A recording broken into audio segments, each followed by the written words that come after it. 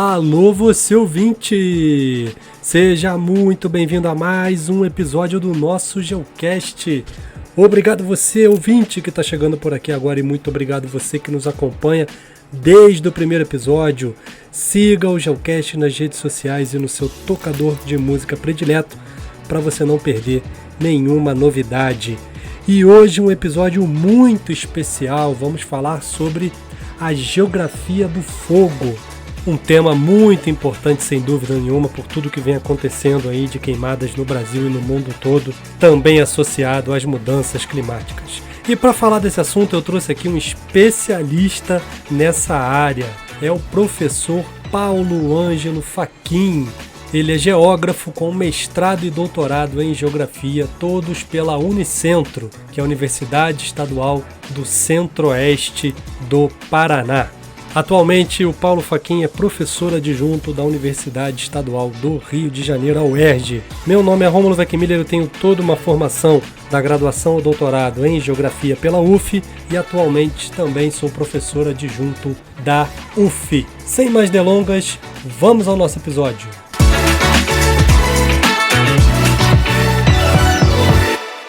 Fala galera do Geocast, sejam muito bem-vindos de volta. E hoje um tema muito importante, estou aqui com meu amigo Paulo Fachin. E aí Paulo, tudo bem? Olá Rômulo, bom dia aí, tudo bem? Tudo tranquilo? Tudo ótimo, meu amigo. E o Paulo é um dos grandes especialistas no Brasil na chamada Geografia do Fogo, que é uma área que já é muito pesquisada lá fora e aqui no Brasil está fazendo aí cada vez mais sucesso. Mas antes do meu ouvinte se perguntar o que é Geografia do Fogo, eu já lanço logo essa pergunta para o Paulo. E aí, Paulo?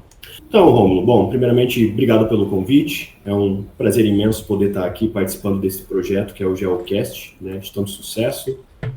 Obrigado. É um amigão, companheiro de trabalho também, né, um grande geógrafo aí. Então, Rômulo, o que é Geografia do Fogo, né? Muitas pessoas têm se perguntado sobre isso nos últimos anos. O que realmente trata a Geografia do Fogo e o que é essa área? Será que ela realmente é uma área dentro da geografia brasileira? Bem, quando a gente fala sobre essa temática, a gente sabe que é um tema extremamente pertinente no Brasil hoje, e que automaticamente o fogo, enquanto um agente natural e social nos últimos anos, ele acaba então tendo essa necessidade de ter uma abordagem geográfica. O fogo se torna um elemento geográfico do espaço, do tempo, do território, da sociedade de forma geral, aqui no Brasil nos últimos anos. E a geografia enquanto ciência do espaço, a geografia então ela tem começado a se atentar às investigações, às compreensões desse fenômeno, tanto numa perspectiva natural quanto social. Então, falar sobre geografia do fogo é falar justamente sobre o papel que a geografia tem no sentido de compreender, de analisar, de elucidar um pouco desse fenômeno crescente no nosso território.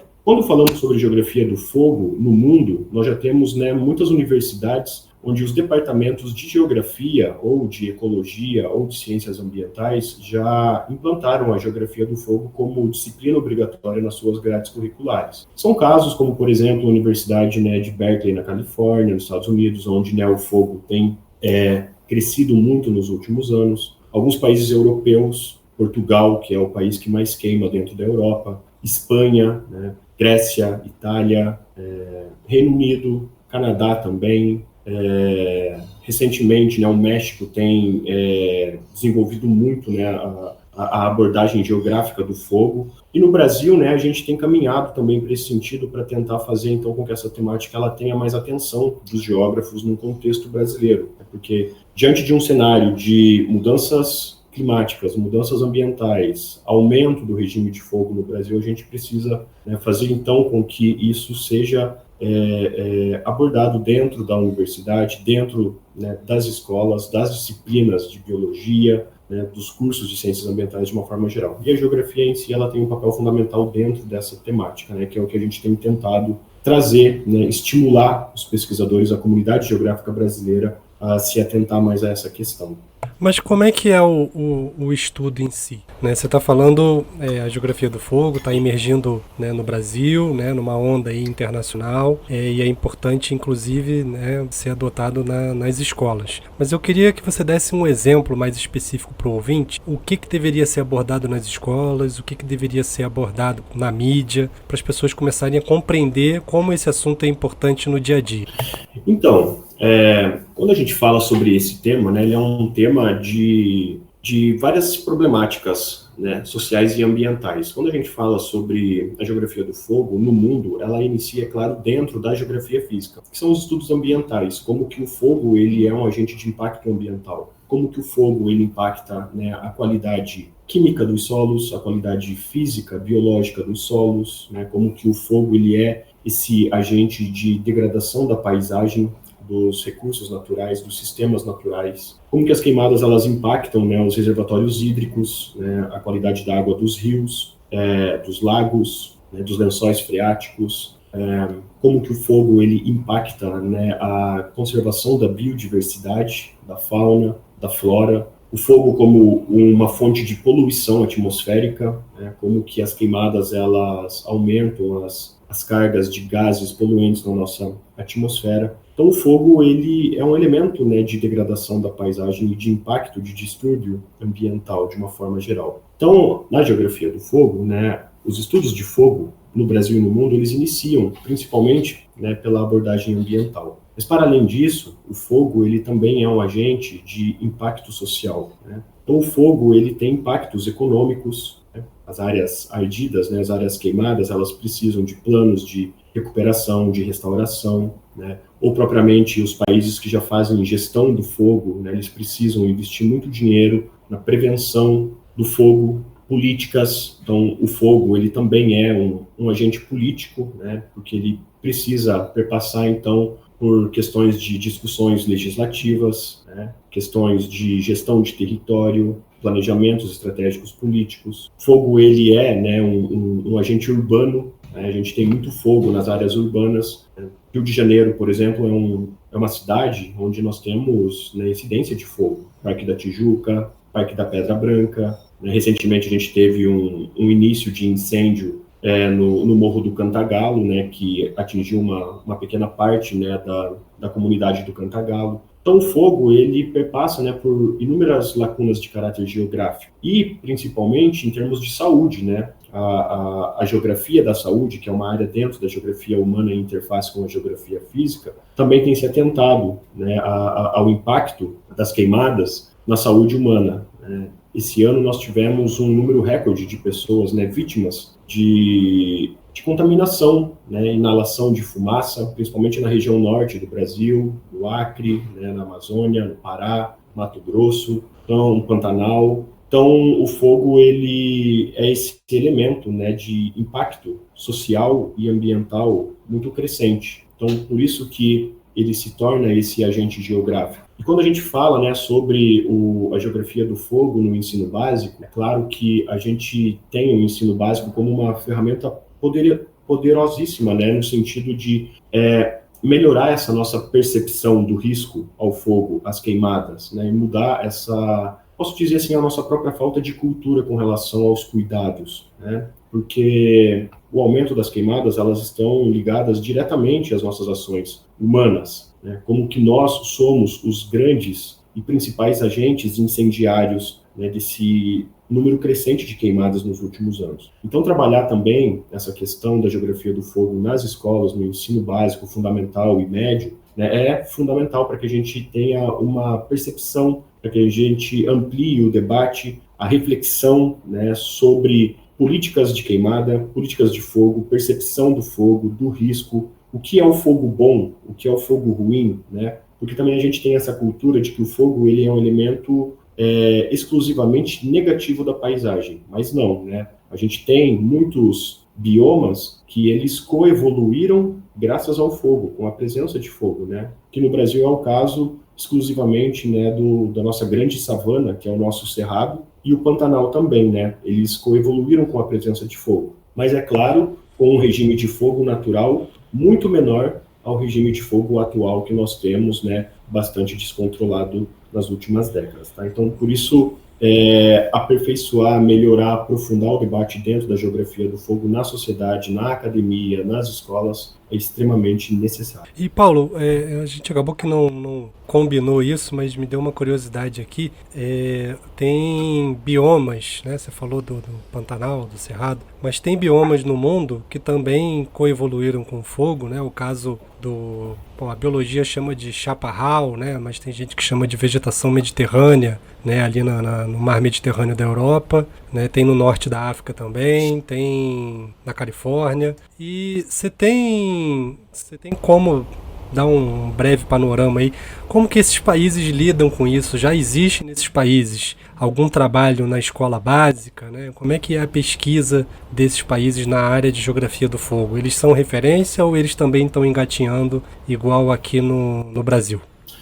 Então, essa pergunta é muito interessante, Rômulo, porque quando a gente olha para essa questão, nós pensamos assim que é algo muito recente, né, no mundo. E não. Quando a gente pega, por exemplo, a geografia do fogo, né, enquanto área multidisciplinar, ela já é debatida, discutida, né, há alguns anos em algumas regiões do mundo. Quando a gente pega, por exemplo, a Europa em si, principalmente Espanha, Portugal, Reino Unido, região mais do Mediterrâneo também, ali Grécia, Itália, são regiões onde o fogo ele é muito mais presente, né? Desde que a gente tem o surgimento do fogo no planeta, há mais ou menos 400 milhões de anos atrás, quando as cargas de oxigênio se elevaram, algumas regiões, principalmente de climas mais áridos, semiáridos, florestas temperadas, elas passaram a ter uma ignição maior. Então, quando a gente olha de uma forma geral para o planeta, né, a região mediterrânea é uma das regiões que mais queimou no mundo até hoje, junto com savanas africanas, né, com regiões das planícies centrais, né, da Austrália, enfim, Califórnia, como você falou. E é claro que essa abordagem, né, educativa, científica, ela é atemporal, né, de acordo com as regiões. Regiões que começaram a desenvolver seus planos, né, científicos de manejo, educativos, mais anteriormente, como é o caso da Europa. Quando a gente pega, por exemplo, os grandes estudos de fogo no mundo, eles estão principalmente dentro da Europa e dos Estados Unidos, né? Foram as grandes escolas de geografia do fogo no mundo. E automaticamente são os países que mais conseguem lidar de uma forma, podemos dizer assim, mais fácil com essas questões. Por quê? Produziram mais conhecimento, têm mais formas, né, ideais de lidar com o fogo, de fazer gestão de fogo, supressão de fogo, né, ou planos de manejo e recuperação de áreas degradadas pós-fogo, né. Então, é claro que muitas dessas regiões, elas têm uma cultura muito forte de fogo. Por exemplo, na Espanha, né, a gente tem o quê? A gente tem uma legislação ambiental muito rigorosa, por exemplo, para quem coloca fogo, ou até para quem, por exemplo, é pego lançando uma bituca de cigarro, né, nas margens das rodovias ou nas florestas, enfim, então são legislações assim bastante rigorosas, bastante pesadas, né, com penas bastante duras, multas, e também um trabalho de base, né, que faz então com que as próprias escolas possibilitem aos seus alunos crescerem e se formarem, né, cidadãos conscientes do risco que os seus territórios têm a essa questão das queimadas do fogo, né. Portugal principalmente. Curiosamente, Portugal, como um dos menores territórios europeus, é o país que mais tem incidência de fogo. Mas qual é o motivo? É justamente o fato de que Portugal é o país que mais concentra espécies vegetais incendiárias, né, que são as coníferas, os pinos, os eucaliptos, né, e uma diversidade muito grande dessas espécies, que elas são muito inflamáveis, produzem muitas resinas, então, né, por isso que Portugal é um país que sofre muito com essas queimadas, e automaticamente é um dos países que tem uma das melhores legislações, né, para manejo de fogo, para prevenção de fogo, para recuperação de áreas pós-fogo, e também, né, políticas educativas de base também. Eu costumo lembrar, né, na época que eu falava desse assunto em sala com os alunos, né, lembrava os vários episódios de fogos na Europa, né? Eu lembro de um em Portugal que foi generalizado no país, teve um na Grécia também que as pessoas tiveram que se abrigar na praia, né, dentro da água. Então realmente é uma questão antiga, né, e própria desse desse tipo de vegetação ali próximo ao Mediterrâneo. Mas, ô Paulo, para a gente terminar nosso bloco 1, você falou do fogo negativo e do fogo positivo, né? Então eu queria que você desse o fogo negativo, bom, tá para todo mundo aí no dia a dia, né? Todo mundo consegue imaginar, mas queria que você desse um exemplo para o nosso ouvinte de um fogo, o que seria um fogo positivo, por favor.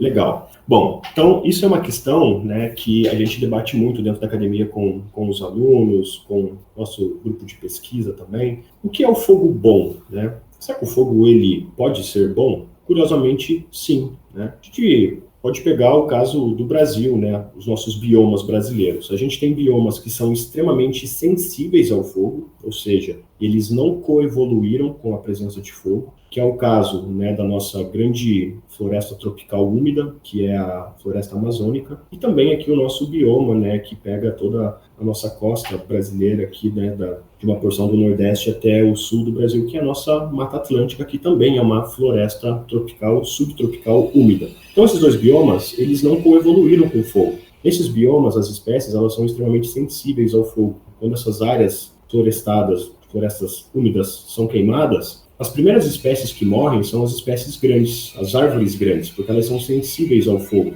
né? Elas acabam sofrendo processos de ressecamento e nos próximos meses elas vão morrer, né? Vão morrer. A presença do fogo nesse bioma é extremamente impactante e que faz então com que esses tipos de biomas levem muito tempo para conseguir se recuperar desses distúrbios pós-fogo. No entanto, outros biomas brasileiros, como é o caso, por exemplo, né, do Cerrado, como é o caso do Pantanal, como é o caso dos Pampas gaúchos, esses biomas eles coevoluíram com presença de fogo. Quando a gente olha para o Cerrado, por exemplo, a característica física das espécies de Cerrado, elas são muitas vezes definidas, né, pela presença de fogo e por essa necessidade adaptativa, né, de evoluir e se adaptar à presença do fogo durante toda a sua história, né, de evolução. Então, o Cerrado, né, por ser uma região de clima menos úmido, nós temos o Cerrado como o famoso bioma de cabeça para baixo, né, que a gente chama. Por quê? Porque a biomassa aérea acima da superfície, ela é cerca de 1/3 de toda a biomassa subterrânea que nós temos, né, no Cerrado. Porque o Cerrado ele tem as raízes, né, toda a rede radicular de raízes é muito profunda para conseguir buscar água lá na profundidade do lençol freático. Automaticamente a presença do fogo no Cerrado, ela fez então com que as espécies se adaptassem, desenvolvessem, por exemplo, cascas mais grossas, né, mais resistentes à passagem do fogo. Também temos, né, as árvores do Cerrado, elas são tortas, né, elas são todas assim, visualmente meio que deformadas, né, isso é um aspecto também de adaptação ao fogo, porque quando o fogo passa, né, ele resseca um galho, então a reposição de cinzas no solo depois da queimada, né, as cinzas que ficam da queimada, são grandes fontes de nutrientes para fazer então com que ocorra uma disponibilidade de condições para a rebrota dessas árvores que foram queimadas. Então, surge um brotinho aqui naquele galho, outro ali, os galhos eles vão se desenvolvendo todos retorcidos, né? Automaticamente, né, o fogo nesse tipo de bioma ele é muito bom, no sentido de que, quando ocorre em condições naturais, né, com baixa frequência, ele seleciona espécies, ele exclui as espécies invasoras, né? E ele acaba, então, reequilibrando o bioma para que ele, então, consiga seguir a sua sucessão ecológica, né, o seu equilíbrio dinâmico e para que ele não sofra descaracterização. Mas quando a gente fala sobre esse fogo bom presente no Cerrado, que é o fogo em condições naturais, que sempre ocorreu, né, é o fogo que ele ocorre o quê? Devido à ignição natural, né? Quando você tem períodos de seca, por exemplo, prolongadas, e a vegetação está bastante seca, por exemplo, em um dia onde você tem, né, uma rocha sendo aquecida, com presença de capim seco, você pode ter o quê? Quando, né, a temperatura da superfície ultrapassa 1070, 80 graus Celsius, você tem muitos fatores de ignição, por exemplo, o aquecimento de uma rocha, né, às vezes você tem uma espécie ali que ela está com maior concentração de biomassa, ela pode ter uma combustão espontânea, ou o fim do período seco, onde você tem o início das chuvas, né, incidência de raios, também são fatores de ignição, né, que desencadeiam esse fogo,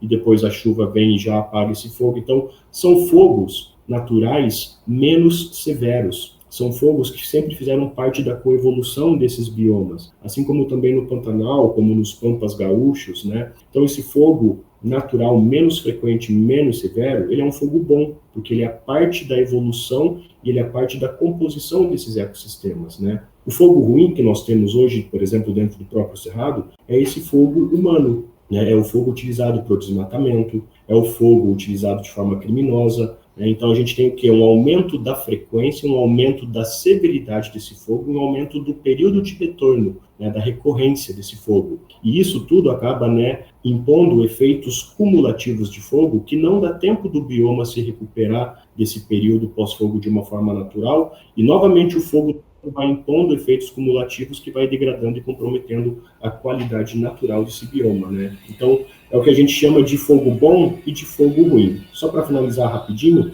um outro exemplo de fogo bom que nós temos são as medidas que são utilizadas hoje de fogo contra fogo, né? Era isso que eu ia te perguntar agora. Então, esse fogo bom, né, a gente tem aquilo que nós chamamos, né, de política de supressão do fogo, onde o fogo, por muitos anos, ele foi considerado apenas como algo mau. Curiosamente, nesse ano, a gente teve a modificação na Lei 14.944, né, de julho de 2024, que ela altera, então, as leis lá de 1989 que proibiam qualquer tipo de fogo. Por quê? Porque os estudos avançaram, né? A gente entendeu a particularidade dos biomas e, por exemplo, alguns parques hoje no Brasil, eles utilizam o fogo como um agente de combate ao fogo, né? Que são alguns parques bastante conhecidos aqui no Brasil, que é o caso, né, do Parque do Jalapão, que é o Parque da Serra Geral do Tocantins, que é o Parque Nacional das Emas,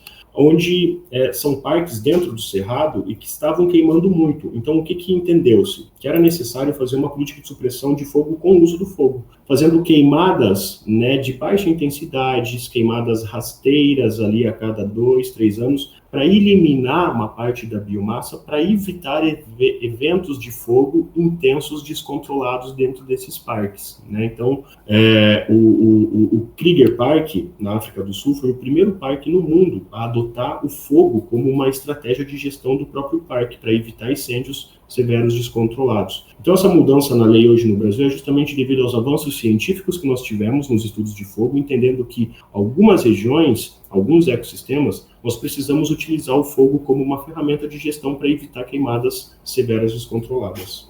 Eu cheguei até a ver uma reportagem uma vez, né, mas era no Pantanal, que no início, quando começava a seca do Pantanal, toda aquela biomassa que foi afogada e morreu, né, e estava já decantada no fundo dos lagos, era recolhida e queimada, porque poderia servir como um combustível para um fogo mais intenso, né? Então, essa fogo contra o fogo, eu achei bem interessante, que bom que você já tocou nesse assunto aí pra gente. Bom, Paulo, eu acho que assim a gente encerra nosso bloco 1, ouvinte fica por aí, daqui a pouco a gente volta. Quando a terra ardendo, qual fogueira de São João, eu perguntei a Deus do céu, ai, por que tamanha judiação? Fala galera, estamos de volta para o bloco 2 e estou aqui com o Paulo novamente para a gente continuar esse bate-papo sobre geografia do fogo. E Paulo, você falou bastante, deu muitos exemplos aí mundiais, né, sobre a geografia do fogo, falou um pouquinho de como esses países lidam. E esse bloco 2 eu queria focar, né, nesse momento um pouquinho mais no Brasil, né? O Brasil tem infelizmente frequentado os noticiários, né, nessa área do fogo há mais de uma década, né, acredito eu, com recorde atrás de recorde negativo, né, do fogo ruim, como você disse no bloco anterior. E eu queria que você desse pra gente um panorama aí, o que aconteceu no Brasil, por que desse aumento de fogos, como é que é a nossa legislação, a gente tem muito que aprender ainda com Portugal ou a gente está no bom caminho? Então, Rômulo, a questão do fogo no Brasil, ela é muito mais complexa do que nós imaginamos. Eu posso dizer, sem via alguma de dúvida, que talvez o Brasil está se tornando um dos países mais complexos com relação aos fatores motivadores do aumento das queimadas nos últimos anos, né? Isso é algo muito difícil da gente conseguir entender no âmbito geral, porque os motivadores são inúmeros, né? Bem, o Brasil, é um país que vem sofrendo com o aumento de queimadas, né, há mais de 5 décadas. E principalmente na última década, especialmente nos últimos 5 anos, a gente teve uma explosão, né, nos focos de incêndio no Brasil.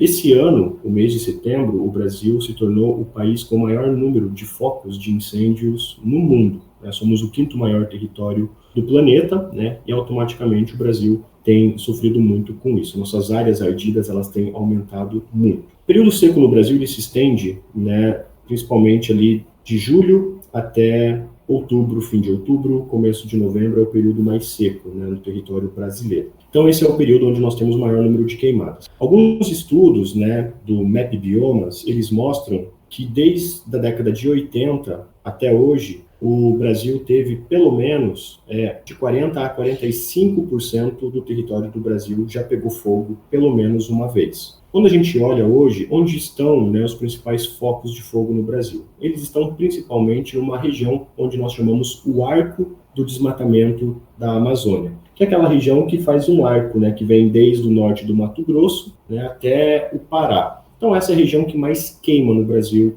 nos últimos anos. Os motivos de fogo no Brasil são inúmeros. É claro, né, que um dos principais são as mudanças climáticas. Então, a nossa estação seca, ela está se tornando cada vez mais prolongada e cada vez mais seca, com temperaturas mais altas, né, o que faz, então, com que ocorram condições, né, ideais para o aumento de números de queimadas. Para além disso, né, nós temos os fatores sociais, que são, né, fatores como o uso do fogo para o desmatamento, abertura de novas áreas, né, derrubada de florestas.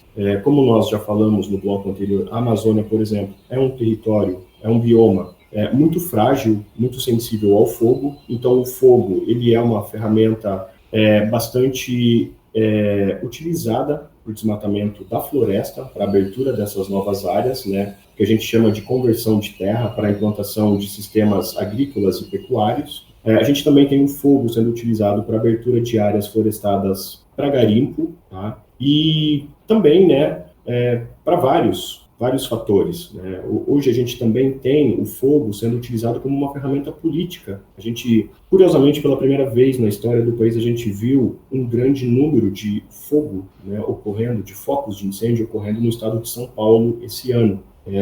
E as imagens de satélite, elas mostraram que esses focos, eles começaram todos ao mesmo tempo, espalhados por todo o território do estado de São Paulo, o que indica, né, que foi um fogo premeditado. Né, grupos combinaram colocar fogo nas áreas de pastagens, nas áreas de cana-de-açúcar, justamente, né, para fazer uma grande cortina de fumaça, literalmente, para outros assuntos políticos que estavam sendo debatidos naquele momento. Ou seja, então, quando a gente fala sobre a geografia do fogo, né, a gente também tem o fogo como uma arma política sendo utilizado por grupos nos últimos anos.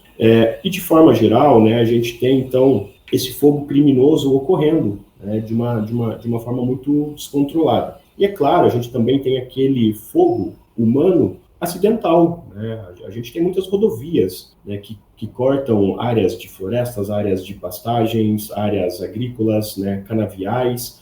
Então, quando a gente para fazer uma análise geral, né, dos fatores de aumento do fogo no Brasil, eles são inúmeros, né? Temos também, né, as queimadas para rebrota de pastagens, né, áreas de pastagens que acabam tendo, né, uma concentração de doenças, parasitas, bactérias. Então, né, os produtores, eles queimam essas pastagens para eliminar essas doenças e fazer uma rebrota de um pasto de maior qualidade. Temos, né, as próprias queimadas de agricultura tradicional, né, grupos, comunidades de pequenos produtores que não têm acesso à agricultura mecanizada, então eles utilizam o fogo também como um elemento de fertilização inicial do solo, né, para que a semente ela germine e a planta desenvolva rapidamente. Depois eles fazem a colheita, abandonam essa área para que ela fique alguns anos recuperando as propriedades físico-químicas do solo.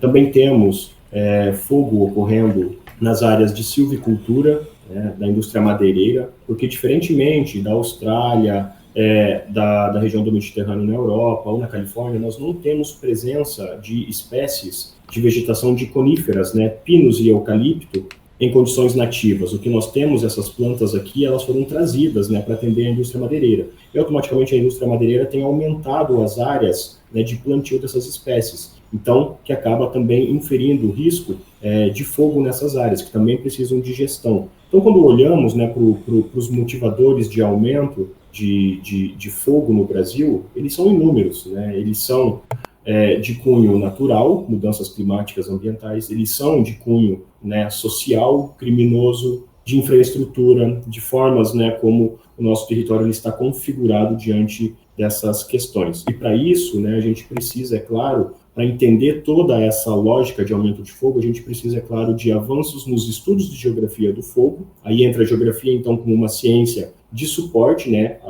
ao entendimento desse fenômeno e dos seus motivadores, e também como uma ciência, né, de suporte a entender melhor quais são as formas de gestão desse território para que esse tipo de fenômeno ele seja controlado, né, para que ele não venha aumentando ano após ano, como tem ocorrido nos últimos anos aqui no Brasil. Bom, Paulo, sobre a questão política, né, não tem realmente muita coisa que a gente pode fazer agora, né? Pressionar o governo para aumentar a política de combate, né? Multas e prisão, né? Para tentar, de repente, adotar uma política parecida com os países europeus, né? Como você disse anteriormente. Mas como você é um cientista, eu queria que você, a partir de agora, nos desse um relato, né, do que está acontecendo na ciência da geografia do fogo, né? Quais são as ferramentas, mapeamento, pesquisa de campo, tudo junto, né? O que você faz hoje na geografia do fogo enquanto cientista e quais as perspectivas de pesquisa, né? Você está começando sua vida acadêmica agora, então eu imagino que daqui a 10, 20, 30 anos a maneira como se pesquisa na geografia do fogo vai ter mudado e você está acompanhando esse processo, né? Então quais as perspectivas nessa área, pensando do ponto de vista mais científico? Então, Rômulo, um panorama bem rápido assim do que eu tenho feito dentro dessa temática, né? Então eu comecei a trabalhar com a relação fogo e sistemas ambientais, né, no ano de 2013. Né? Então, eu fiz um estágio do mestrado na Espanha, um grupo de pesquisa que já trabalhava com isso. Minha proposta da minha pesquisa, né, no mestrado era avaliar os efeitos das queimadas aqui em solo tropical, né, no Brasil, como que o fogo ele afeta, né, esses padrões de comportamento e dinâmica física, química e biológica dos solos tropicais, porque até então a gente não tinha nada produzido cientificamente nesse sentido. Os estudos com relação ao fogo e solo estavam bastante restritos, principalmente na Europa, né, e nos Estados Unidos. Então nós fomos assim os grandes pioneiros, né, nos estudos de fogo e solo no Brasil. No doutorado eu estendi isso, né, dei continuidade na pesquisa, entendendo mais sobre fogo e erosão, né? Então eu já tinha entendido um pouco sobre as propriedades do solo, agora eu fui para mecanismos, né, de degradação física mesmo, erosão de solos tropicais submetidos a fogo. E tem sido muito legal acompanhar que nossos estudos têm influenciado, né, uma parte dos pesquisadores aqui no Brasil e também no mundo tropical, né, nos ambientes tropicais, tem tido bastante utilização dos nossos estudos, assim, mundo afora. E aqui no Brasil a gente tem visto, né, um aumento de pesquisadores em várias áreas, né, trabalhando com fogo e solo, fogo e água, fogo e atmosfera e clima, enfim, toda essa abordagem mais ecossistêmica. E a gente também tem percebido um pouco, né, de pessoas dentro da geografia trabalhando mais com essa questão mais social do fogo, política, econômica, cultural, né? Quando a gente olha para essa questão acadêmica, é claro que o conhecimento científico, né, acadêmico, ele tem um poder muito grande de impulsionar novos pesquisadores, mas também de auxiliar, né, os tomadores de decisão, os nossos gestores políticos, né, as empresas. Também tem, né, um grande poder de influenciar parcerias, pontes, né, entre as pessoas de forma geral. O Brasil ainda, nós temos uma legislação, né, muito fraca com relação à gestão do fogo. Eu gosto muito de citar os grandes exemplos do que foram feitos na Austrália. Então, acho que, né, nossos ouvintes, todos aqui, né, devem lembrar dos grandes eventos de fogo que ocorreram no ano de 2019 e 2020 na Austrália, que queimaram mais da metade do país, né? Tiveram, acho que, aproximadamente 10 mortos, né? Pessoas que morreram nos incêndios e estima-se que mais de 1 bilhão de espécies de animais foram mortas, né? Dentre as quais algumas espécies até foram extintas no território australiano. E o que o governo australiano fez? Bom, fez uma grande força-tarefa gigantesca, né, no sentido de implantar uma política grande, eficiente e forte, né, de gestão do território. Então, eles passaram, né, também a fazer estudos para entender quais áreas precisavam ter queimadas controladas, prescritas para evitar-se novos incêndios severos descontrolados, né? Investiram muito recurso e tecnologia aprimorando esses combates aos incêndios, muito investimento em aeronaves, em helicópteros, recursos aéreos e recursos terrestres também, né, para combate ao fogo, infraestruturas existentes aos incêndios, cidades, né, que estão mais próximas às áreas propensas ao fogo, então, né, fizeram padrões de construções, né, nessas áreas, muros com sistemas de irrigação, né, para amenizar risco de incêndio nessas áreas, sistemas de alerta precoce também com a população de risco, via aplicativo, via comunicação, né, celular, rádio, TV, enfim, internet de forma geral. Então, investiram muito nisso. Sistema de alerta de emergência, pensando rotas de fugas, né, para essas populações de risco ao fogo, né.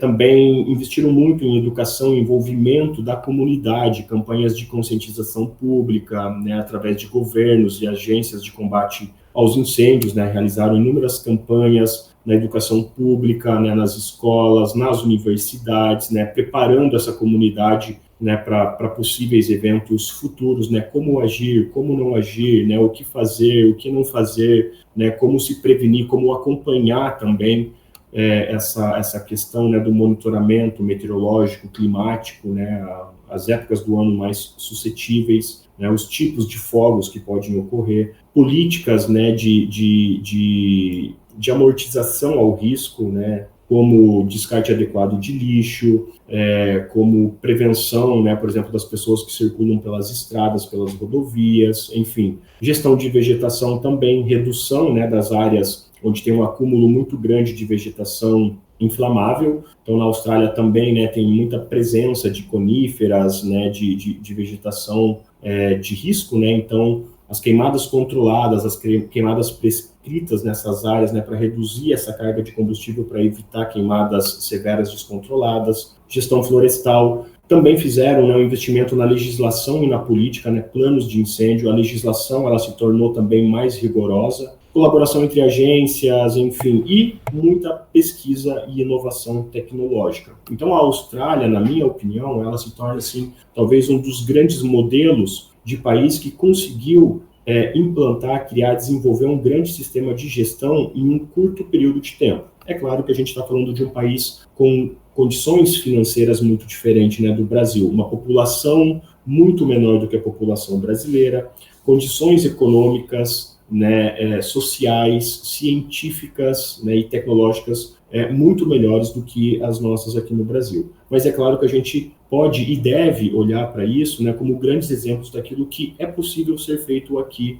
no Brasil. Mesmo dentro das nossas limitações, né, a gente precisa olhar para esses países, para esses territórios como técnicas, né, inovadoras, metodologias, caminhos possíveis do que a gente pode fazer aqui no Brasil, para que a gente também consiga reduzir, frear, né, esse aumento descontrolado de fogo que nós temos no nosso território.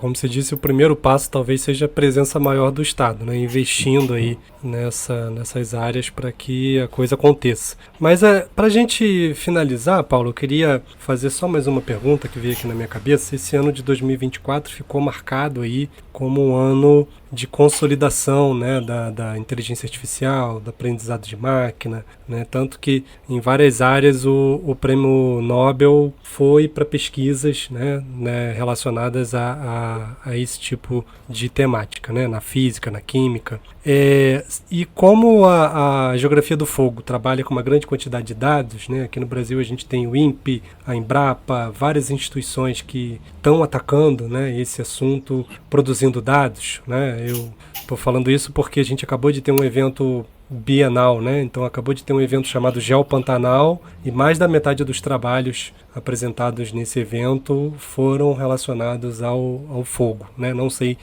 se a geografia do fogo em si, mas perpassava aí pela questão do fogo. Você, enquanto cientista, né, que trabalha nessa área, você acha que esse aprendizado de máquina, inteligência artificial, já está chegando na sua área ou inevitavelmente vai chegar? Ou não? Ou você acha que de repente os trabalhos de campo e essa coisa toda vai continuar sendo preponderante? Ou uma terceira via, uma junção disso tudo? O que você acha? Então, Rômulo, eu acho que ainda não chegou, né, de uma forma mais sólida e abrangente, né? A questão da inovação tecnológica, né, as novas tendências de inteligência artificial, softwares, programas, né? Eu tenho acompanhado isso nos congressos da geografia física, né? A gente teve agora, né, mês passado, o Simpósio Brasileiro de Geografia Física, né, em João Pessoa, na Paraíba, e eu perpassei, assim, né, pelos blocos de apresentação de trabalhos, e eu não tenho visto muita coisa, assim, acontecendo com relação a fogo, né, no sentido preditivo e preventivo, né, como que a geografia, de uma forma geral, ela tem um poder muito grande de desenvolver técnicas metodológicas no sentido de prever, prevenir e recuperar áreas, né, pós-fogo. A gente não tem tido ainda muita abordagem nesse sentido dentro da geografia do fogo no Brasil. É claro que eu tenho tentado estimular bastante isso, né, nos debates, nas discussões com os colegas,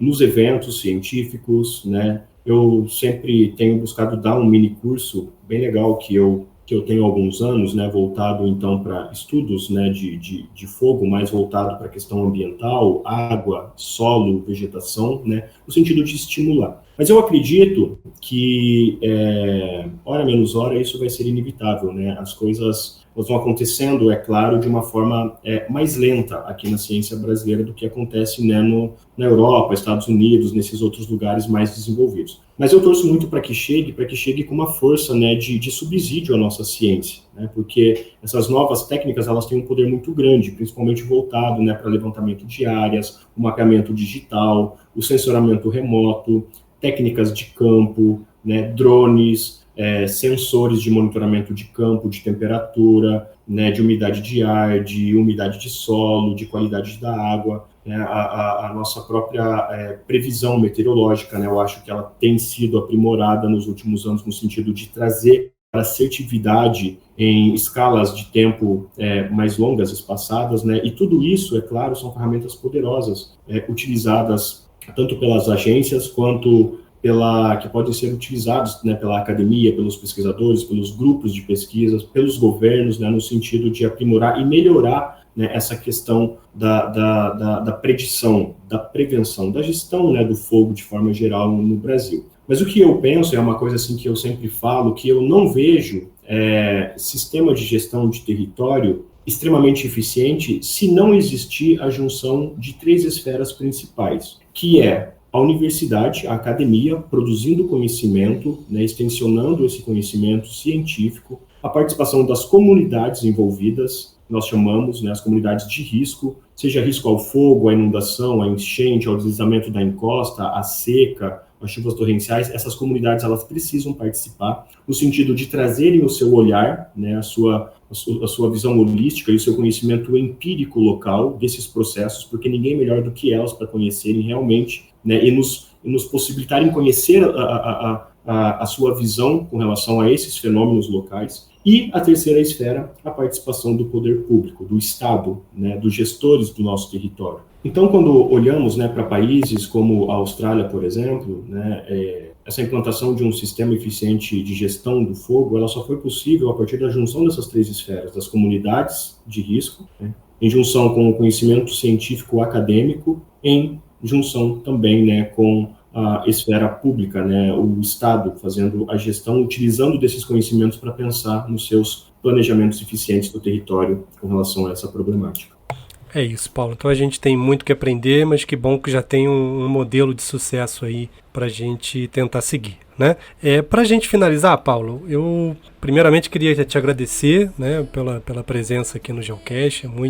Já há tempos que a gente vem discutindo esse episódio, né, no dia a dia ali de trabalho. Que bom que a gente conseguiu trazer esse conhecimento aqui para os nossos ouvintes. Então é uma honra te ter aqui dentro do Geocast. E antes de você se despedir, queria que você deixasse umas dicas, né? Aquele ouvinte que quiser aprofundar esse assunto, né? De repente procurar um livro ou ver um filme, um documentário, um canal no YouTube, enfim, algum mecanismo aí de multimídia onde o nosso ouvinte quiser aprofundar. Queria que você desse umas dicas aí, por favor. Legal. Bom, acho que tem algumas coisas legais e interessantes aí acontecendo nessa produção, né, cinematográfica, audiovisual, alguns documentários. Bom, acho que um que eu recomendo, assim, que é um grande clássico, né, é um filme que ele retrata como que a humanidade ela se deparava com o fogo, ela sabia que o fogo existia, mas ela não conseguia produzir o fogo. E a partir do momento em que a humanidade ela domina o fogo, ela consegue produzir o fogo, ela melhora a sua qualidade de vida em vários aspectos. Ela começa, né, a cozinhar comida, eliminar bactérias, ela começa a ter um conforto térmico maior dentro das cavernas. E automaticamente o domínio do fogo ele se torna, né, um elemento que permitiu o aumento da expectativa de vida, né, da humanidade. Então o fogo ele foi assim como o próprio domínio das técnicas agrícolas, o fogo ele também foi um momento crucial, foi um grande salto na evolução da história humana. E o filme que retrata bastante isso é um filme chamado A Guerra do Fogo, que mostra a relação entre duas tribos, né? Uma que dominava o fogo e a outra que cultuava o fogo como um elemento sobrenatural por não conseguir dominá-lo, né? E a relação entre elas acabou então aprimorando essa relação da humanidade com o fogo, né? É uma história muito legal que mostra como nós evoluímos nesse sentido. O outro que eu recomendo é um documentário recente que chama Amazônia em Chamas. Esse documentário ele explora as queimadas no Brasil, né, que devastam a floresta amazônica. Por meio de algumas imagens bem legais, assim, né, ela denuncia muito essa ligação entre o fogo, o desmatamento florestal e a indústria da carne no Brasil atualmente. E por último, um artigo aí legal de pesquisadores brasileiros que eu recomendo. Ele é um artigo em inglês, né, mas hoje nós temos ferramentas de tradução. Chama Bad Fire, Good Fire, tá? Fogo ruim, fogo mau, que traz uma noção, né, dessa questão do fogo aqui nos ecossistemas, nos biomas brasileiros. O ouvinte pode ter certeza que eu vou colocar todos esses links aí na descrição, né? E só para somar aí as dicas do Paulo, tem um livro clássico, né, numa linguagem bem jornalística, né, não é um livro acadêmico, de um americano chamado Warren Jean, A Ferro e Fogo, a história de devastação da Mata Atlântica brasileira. É um livro muito interessante, que ele conta aí como que a Mata Atlântica talvez tenha sido a primeira vítima da colonização europeia aqui no Brasil. Então ele uma linguagem bem jornalística, conta tudo o que aconteceu com a Mata Atlântica, né, desde 1500 até os anos 90, aqui mais ou menos a publicação do livro, talvez um pouco antes, né? A edição brasileira ela é bem mais recente. Bom, Paulo, mais uma vez agradeço, muito obrigado pela presença aqui no Geocast. Eu que te agradeço, Romulo, obrigado pelo espaço, pela oportunidade de poder estar aqui falando sobre um tema tão necessário, né, urgente, pertinente para os tempos atuais, né, para nós, enquanto sociedade, refletirmos um pouco mais sobre essa questão, ok? Valeu, um forte abraço, até a próxima. Valeu, até a próxima. Pantanal, qual teu destino final? Nosso destino afinal